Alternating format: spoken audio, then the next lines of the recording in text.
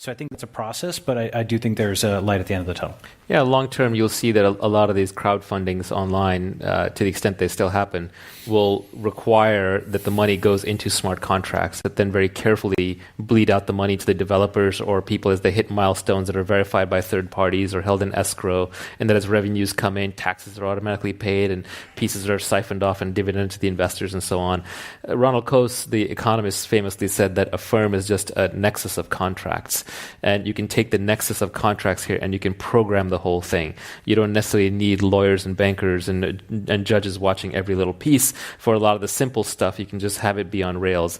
And the first company that does it, because it's open source, the second company will just copy it and copy it and copy it. You won't have to reinvent the wheel.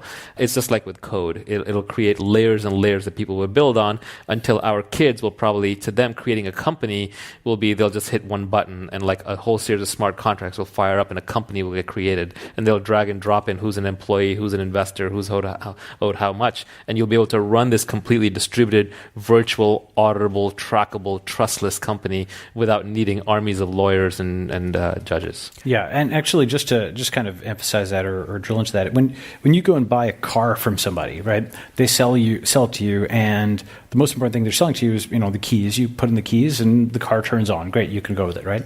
When you go and sell a company to somebody, it's not yet a machine like that, right? The owner can't just leave and you can't just operate it on your own. There's all of this hidden knowledge and, how to give this instruction to this person, what's the context of this contract, et cetera.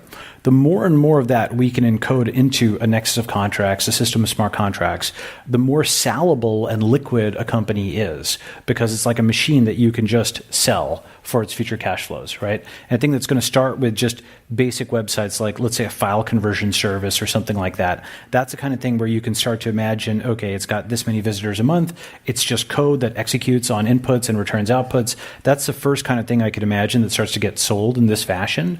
But then over time, more and more complex companies start to become machines like cars that you can just sell and then operate without the owner. So if the firm goes away or the way we understand company building becomes radically different, what skill sets are now needed much more in order to thrive in a new blockchain economy? It's the same skill sets that are always needed. Anything that a computer can eventually be trained to do, a computer will do. And the things that computers cannot do and probably will not do in our lifetimes, I'll take the other side of the general AI bet, is they can't be creative.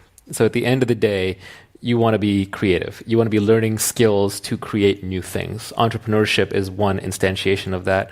Art is another. But anytime you're solving a new problem, you're going to get paid for that. I forget who said it, but famously said that in the future, either you're telling a computer what to do or a computer is telling you what to do. And you don't want to be on the wrong side of that transaction.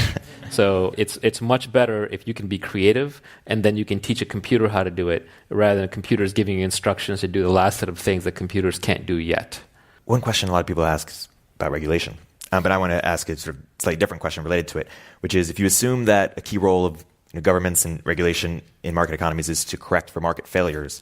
In a decentralized economy, how will you correct for market failures? Or is part of the crypto thesis that there are no true market failures, only distortions created by regulation itself? I think that people want regulated markets in the sense that they want some trustworthy actor to ban bad actors and impose some